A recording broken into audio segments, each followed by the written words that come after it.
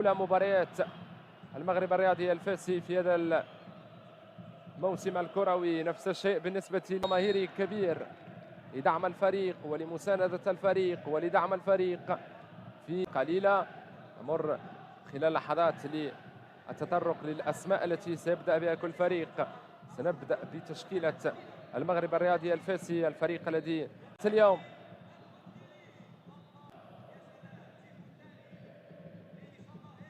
يبدأ أساسيا في 29 سنة، يعتمد عليه أساسيا في المقابلة الأولى الإسباني بابلو فرانكو مارتين.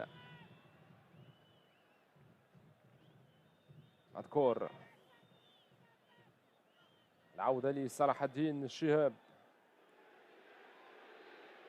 هنا فرصة محاولة للمغرب الفاسي، قد ينجح في التسجيل.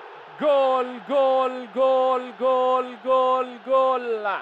إدريس الجبلي يسجل أول أهداف المغرب الفاسي في الموسم الكروي الجديد 2025-2026. الكرة وصلت للرحيلي، بعد ذلك كان هناك الاصطدام لتصل الكرة لإدريس الجبلي يسجل الهدف الأول للمغرب الفاسي. تصبح النتيجة كانت ذكية جدا من أحد الشهاب. هنا كانت تمريرة، بعد ذلك كان الاصطدام بين عادل الرحيلي ومحمد فرني. هدف دون رد للمغرب الفاسي لحد الآن. جوزيف يدافع بكل اللاعبين باستثناء سفيان بن جديدة.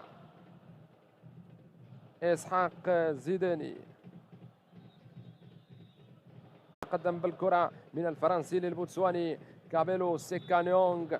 كابيلو يعود للوراء، عبد الإله مذكور من هناك لعادل الرحيلي. كما يظهر أمامكم على ما يبدو تعليمات المدرب الإسباني عدم التسرع، الاحتفاظ بالكرة أطول مدة ممكنة. هنا فرصة محاولة، كرة وصلت لكابيلو سيكانيون على البوتسواني. العودة للودغيري، الهدف الثاني. جول جول جول جول جول جول سفيان بن جديدة. الهدف الثاني للمغرب الفاسي. المغرب الفاسي الذي كان غائبا على المستوى الهجومي في هذا الشوط ينجح في اقتناص الهدف الثاني بأول هدفان 2 دون رد. أقل مجهود ممكن على المستوى الهجومي بابلو فرانكو مارتين يحقق الفوز الأول في هذا الموسم. هدف